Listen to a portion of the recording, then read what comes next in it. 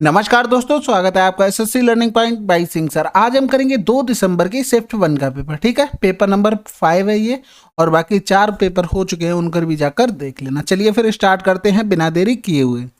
देखो, कह रहा था दूध और पानी के मिश्रण का परिमाण 60 लीटर है, इसमें 10% पानी है, इसमें और कितना पानी मिलाया जाना चाहिए ताकि पानी 25% हो जाए। देखो, पहला जो था 60 लीटर परिमाण था, उसमें 10% पानी था। अब जो पानी मिलाया जाएगा वो 100% होगा, उसमें कोई मिलावट तो है नहीं। बाकी जो मिश्रण बना है उसमें 25% था। घटाएंगे तो ये 75 हो गया, यहाँ घटाएंगे तो ये 15 हो गया, 15 एकम 15, 15 पना 75 हो गया। इसकी वैल्यू 60 लीटर थी, क्या गुना हो रहा था? 12 गुना। एक कितना गुना हो रहा है? 12 गुना, यानी कि 12 लीटर पानी मिलाया गया होगा। अगला सवाल, एक वृत्ताकार घड़ी की घंटे की सुई की लंबाई 6 इंच है, 9 पीएम से 3 एएम तक उसके सिरे द्वारा तय की गई दूरी ज्ञात कीजिए। देखो, अगर 12 वाली जो मतलब घंटे वाली सुई है, अगर वो पूरी घूमती तो 360 डिग्री घूमती। कै घंटे में?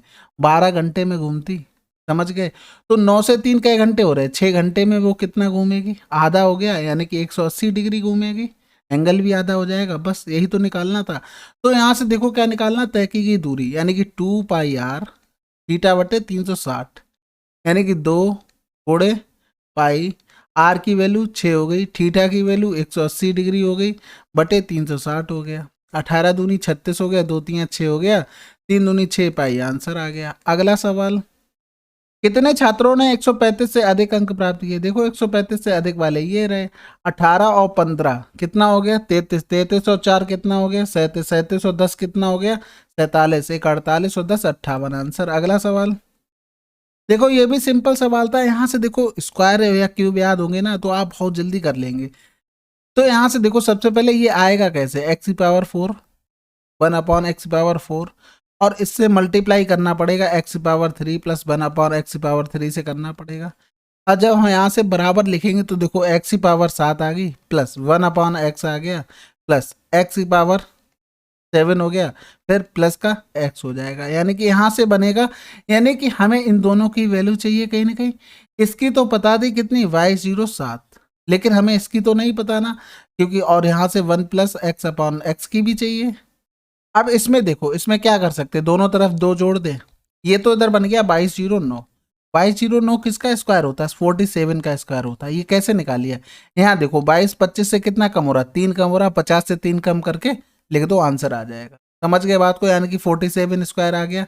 ये वैल्यू आ जाएगी किसकी? देखो, यहाँ से लिखेंगे एक्स स्क्वायर प्लस 1/x की स्क्वायर का होल स्क्वायर बराबर क्या हो गया? y0 9 हो गया। रूट लेंगे तो क्या हो जाएगा? x² प्लस 1/x² बराबर 47 आ गया। फिर दोनों तरफ 2 जोड़ देंगे, फिर बन जाएगा क्या? x प्लस 1/x बराबर 7 आ जाएगा। किसी प्रकार की कोई समस्या तो नहीं।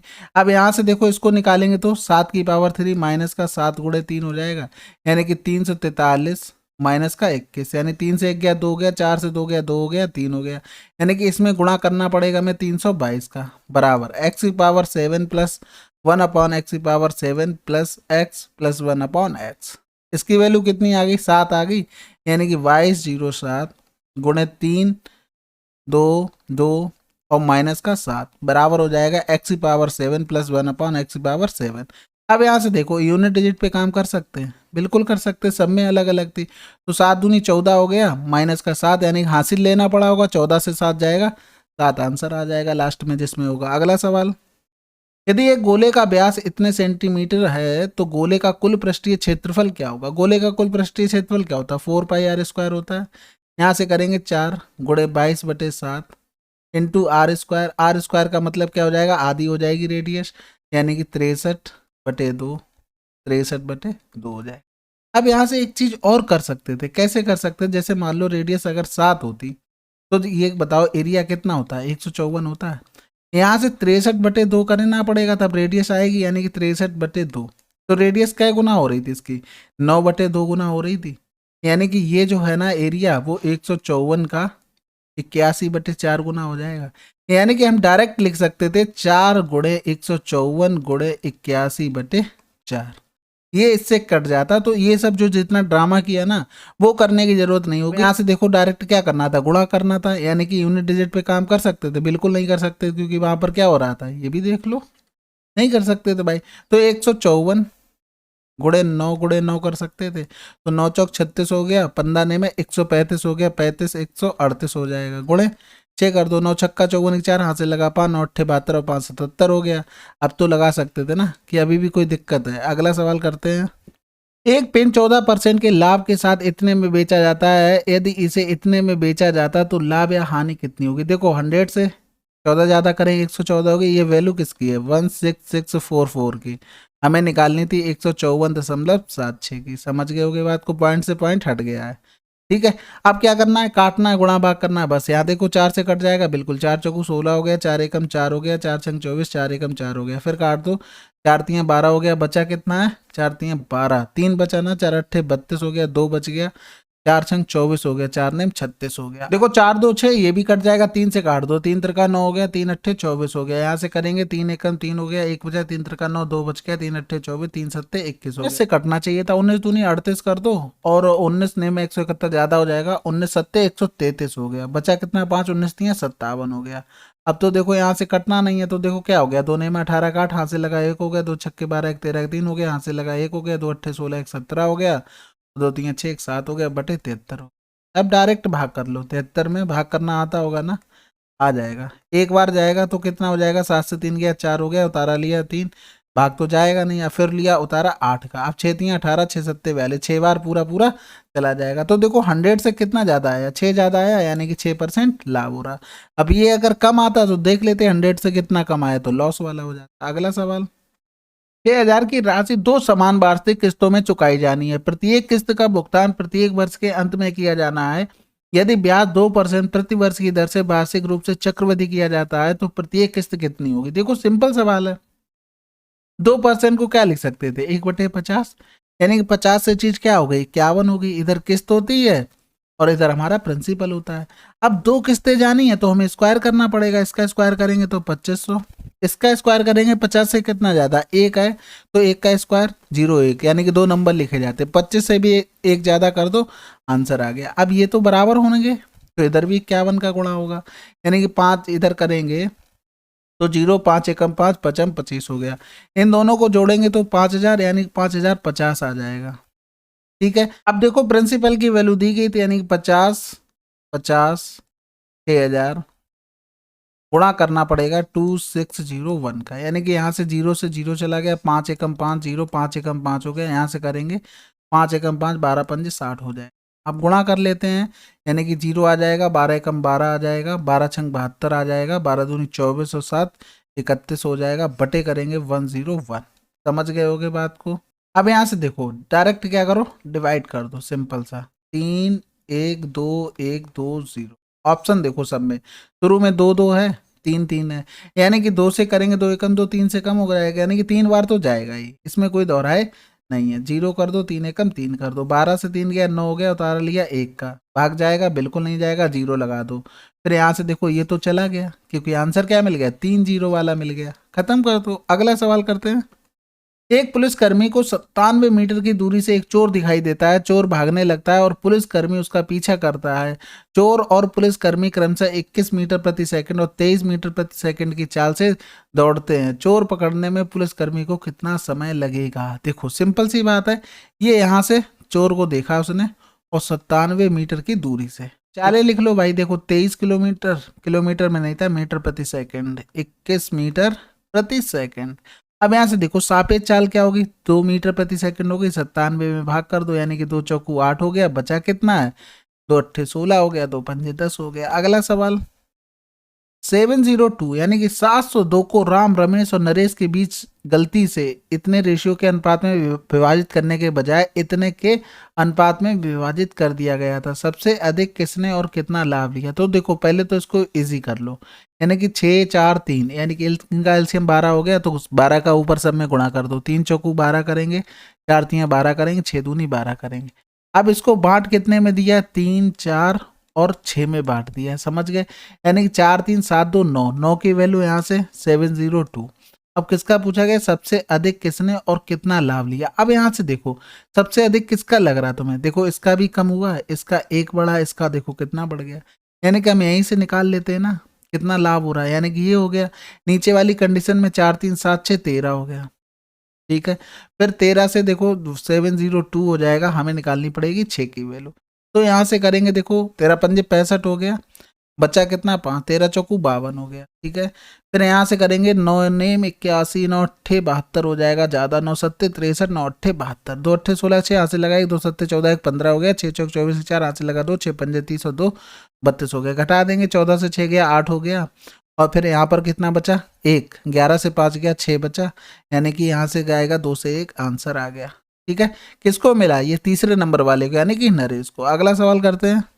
टी द्वारा सौंदर्य उत्पाद का उत्पादन एस द्वारा सौंदर्य उत्पाद के उत्पादन का प्रतिशत क्या होगा। देखो टी द्वारा कहाँ पर है, ये है 70, एस द्वारा उत्पादन कहाँ पर है 50, थोड़े कर देंगे x%, आंसर आ जाएगा 140, ठीक है। अगला सवाल, 15% 5% की दो क्रमिक छूटों के बराबर एकल छूट क्या होगी। फार्मूला सभी को पता होगा एकल छूट का, तो बस यही तो रखना था। 15 5 20 किया, 15 पना 75 किया, 20 माइनस का 0.75 कर दो, 20 से पूरा 1 घटा दो, 19 आ गया, 100 से 0.75 घटा दो, यानी कि आंसर आ गया। अगला सवाल, S3 द्वारा बेची गई पेंसिलों की संख्या S6 द्वारा पेंसिलों की संख्या से अनुपात क्या होगा। S3 S6, आंसर आ गया 7 और 13। अगला सवाल, देखो x6 7 एक ऐसी संख्या 4 अंक की संख्या है जो 9 से पूर्णतः विभाज्य x प्लस वाई का न्यूनतम मान क्या होगा। देखो x6 7 ये 9 से विभाज्य है, यानी कि इनका सभी का सम 9 से विभाज्य होना चाहिए। तो देखो x प्लस क्या होना चाहिए, तो वो भी 9 से विभाज्य, यानी कि यहाँ से 7 6 13 करेंगे।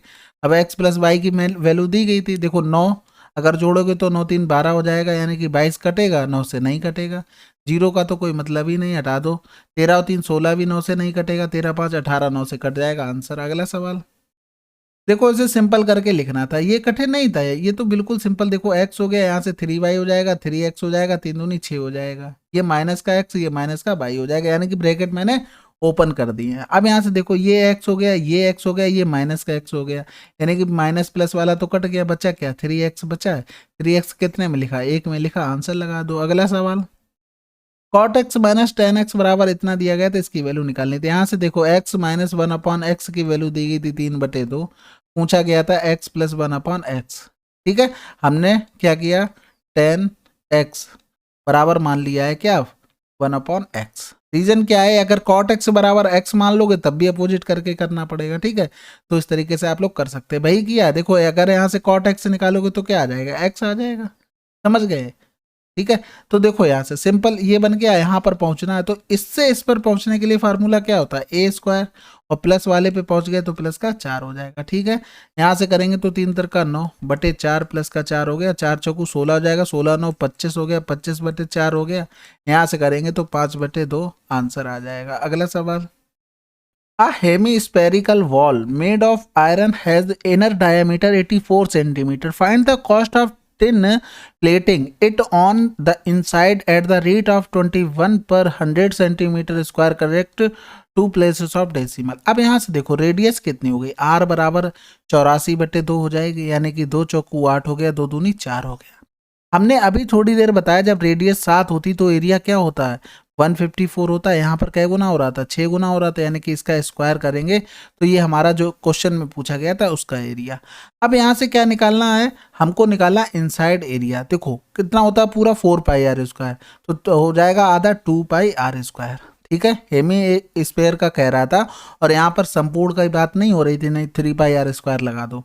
तो ये तो हमने निकाल लिया, कितना आ गया 154 गुणे 36, ठीक है, समझ गए। ये एरिया आ चुका है हमारा। अब यहाँ से देखो 100 पर कितना हो रहा था, 21 रुपए खर्च हो रहा था, तो 100 से डिवाइड कर दो, 21 का गुणा कर दो, हमारा आंसर आ जाएगा। चलो फिर करते हैं गुणा भाग भाई। देखो क्या करें, सबसे पहले 21 का कर लें, 21 छक्का 126 हो गया, हासिल लगा 12 हो गया, 21 3 63 हो गया, 63 और 2 65 और 10 75 हो गया। फिर यहाँ से करेंगे, देखो 2 का गुणा कर लो, और 154 को क्या लिख सकते हैं 11, 11 एकम 11, 11 चौक 44 लिख सकते हैं। 2 छक्के 12 का 2 हो गया, हासिल लगा 1 हो गया, दो पंजे 10, एक 11 हो गया, दो सत्ते 14, एक 15 हो गया, गुणा कर दो फिर 14 का, 14 दूनी 28 हो गया, यहाँ से लगा दो, 14 एकम 14, दो 16 हो गया, 14 पंजे 70, 70 और एक 71 हो जाएगा, यहाँ से लगा 7 हो जाएगा, 14 एकम 14 और 7 कितना हो गया, 21 हो गया। गुणा करना पड़ेगा किसका, 11 का, यानी लिख देते हैं भाई, गुणा करके देखो, 8 हो गया, 8 से 14 के 4 हो गया, यहाँ से लगा 1 हो गया, 6 एक 7 और एक 8 हो गया, एक एक कितना हो गया, 2 हो जाएगा, यानी कि एक एक 2 और 3 हो जाएगा। ठीक है, 2 3 और 2, आंसर आ गया। ठीक है, 100 से डिवाइड भी करना था। ये देखो 100 से क्यों हो गया, देखो 100 रुपए में, 100 स्क्वायर मीटर में, सेंटीमीटर में 21 का खर्चा हो रहा था, तो जितना हमारा एरिया निकल रहा था उसका निकाल लिया बस, इसलिए 100 का डिवाइड हो गया। अगला सवाल, 6 सेंटीमीटर, 7 सेंटीमीटर, 8 सेंटीमीटर किनारे वाले घनाओ और इतने घनाओ, क्या कह रहा था, किसका अधिक आयतन होगा। सिंपल सी बात है भाई, घन का आयतन अधिक होगा। यहाँ से देखो इसका क्यूब होना, इसका अलग अलग इंडिविजुअल गुणा करना था, यानी कि 7 छक्का 42 गुणे 8 करोगे तो 8 दूनी 16, यहाँ से लगा एक, 8 चौक 32, एक 33 हो गया, 7 का क्यूब कितना होता, 343 होता है। अगला सवाल करते हैं। देखो ये भी सिंपल सवाल था, यहाँ से देखो जब इसको नीचे ले जाएंगे तो ये बन जाएगा tan a प्लस का v बराबर कितना हो गया, 1 हो गया। इसमें फार्मूला कुछ याद है, tan a प्लस का tan b अपॉन में हो जाएगा 1 माइनस का tan a और tan b बराबर क्या हो गया, 1 हो गया। यानी कि इसको लिख सकते थे tan a प्लस का tan b बराबर हो जाएगा 1 माइनस का tan a और tan b। ठीक है, अब यहाँ से देखो जो इधर है ना, ये इसको क्या निकालना था मुझे, tan a की वैल्यू निकालनी थी, यानी कि यहाँ से लिख सकते थे tan a प्लस का tan b और फिर इधर आ जाएगा प्लस वाला tan a plus tan b बराबर हो गया 1। अब यहाँ से देखो हमें चाहिए क्या, tan a चाहिए, तो tan a देखो यहाँ से कॉमन ले लेते हैं। ठीक है, tan a अगर हमने कॉमन ले लिया तो क्या बन जाएगा, 1 प्लस का tan b बन जाएगा। अब इधर क्या बचा था, प्लस का tan b बचा था, प्लस का tan b बचा था, यानी कि tan b को अगर उस साइड लेके चले जाते, ये इस साइड तो माइनस का बन जाता, यानी कि tan a 1 प्लस का tan b बराबर हो गया 1 माइनस का tan b हो गया। यानी कि यहाँ से लिख सकते हैं तो tan a बराबर, यहाँ पर a लगा दो भाई, 1 माइनस का tan b अपॉन 1 प्लस का tan b। ठीक है, ये तो आ गया इस तरीके से। इसमें सवाल बन भी सकता था, यहाँ पर माइनस वाला भी करके वो पूछ सकता था ना, समझ रहे हो ना। तो ये चीजें सब क्या करना, प्रैक्टिस कर लेना। अभी tan a पूछा, tan b भी पूछ सकता था इसमें, तो ध्यान रखना। अगला सवाल करते हैं। एक चुनाव में 8% मतदाताओं ने अपना मत नहीं डाला, दो उम्मीदवारों ने चुनाव लड़ा जिसमें जीतने वाले उम्मीदवार को कुल मतों के 48% मत मिले और वह 1100 मतों से चुनाव जीत गया। चुनाव में मतदाताओं की कुल संख्या ज्ञात कीजिए, यह देखते हुए कि डाले गए सभी मत वैध थे। तो देखो डाले गए मतों से मतलब है जिन्होंने नहीं डाला, उससे क्या मतलब है, इसे लाइन को पहली वाली को हटा दो यहाँ से। यानी कि 100 वोट मान लेते हैं तो एक को 48 मिले तो दूसरे को 52 मिले होंगे। हमारे हिसाब से हारा जीती 4 हुई, 4 बराबर दिया था 1100। 100 बराबर हमें निकालना था, क्या गुना होता हो रहा था 25 गुना, इसका भी 25 गुना करो, डबल जीरो, 25 से कम 25 और 25 से कम 25, 2 27, आंसर आ गया। अगला सवाल देखो, ये स्पर्श रेखाएं दी गई थी, कह रहा था पी क्यू 15 है, पी क्यू कहाँ पर है, ये हो गया पूरा 15 है। ठीक है, क्यू आर 11 हो गया, क्यू आर 11 हो गया, आर पी 13 हो गया, आर पी 13। ठीक है, पूछा गया था पीडी की लंबाई। देखो पीडी अगर एक्स मान ले तो ये भी एक्स होंगी क्योंकि वृत्त पर स्पर्श रेखाएं होंगी दोनों। अगर ये वाई हो गई तो ये भी तो वाई हो गई, ये जेड हो गई तो ये भी जेड हो गई, यानी कि 2x plus y plus Z अगर निकालेंगे तो कितना आ जाएगा, 13 15 कितना हो गया, 28 हो गया, 28 एक 29 यानी कि 39 हो गया। यानी x plus y plus z बराबर कितना आ गया, 39/2, यानी कि इसको करेंगे तो 19.5 आ गया। बात समझ गए। हमें निकालनी थी पीडी की वैल्यू, यानी कि हमको जेड यहाँ से हटाना था, यानी कि पीडी निकालने के लिए हमें एक्स चाहिए था तो बाई जेड हटाना था। तो देखो बाई जेड की वैल्यू 11 हो गई, यानी एक्स बराबर 19.5 माइनस का 11 हो गया, तो 9 से गया 8.5 हो गया। ठीक है, अब ऐसे सवालों को करने के लिए आप कोई भी ट्रिक बना सकते हैं, जो भी आपको अच्छा लगता है इसी हिसाब को अपने हिसाब से मॉड्यूल करके ट्रिक बना लेना। अगला सवाल, C3, C5 और C7 शहरों की औसत जनसंख्या क्या है। C3 कहाँ पर है, ये है, C5 ये रहा, C7। ठीक है, 5 3 8 8 16 हो गया, 16/2 करेंगे, 3 करना पड़ेगा, यानी कि इतना परसेंट आ जाएगी औसत। टोटल कितनी थी, 30,000, यानी 100% की वैल्यू 100% की वैल्यू कितनी हो गई? 30,000। हमको निकालनी थी 16/3 की। 3 से 3 चला गया, 2 जीरो से 2 जीरो चले गए, 16 आंसर आ गया। अगला सवाल, सेक स्क्वायर ए प्लस 10 इसको बताओ। इतना सरल सवाल, इसको क्या लिख सकते थे? सेक की पावर 2a माइनस का 10 की पावर 2a ब्रैकेट में सेक की पावर 2a प्लस 10 की पावर 2a। ए स्क्वायर माइनस बी स्क्वायर वाला फार्मूला लगा दिया। इसकी तो वैल्यू तुम्हें नहीं पता, इसकी वैल्यू क्या होती है? 1 होती है आइडेंटिटी से भैया।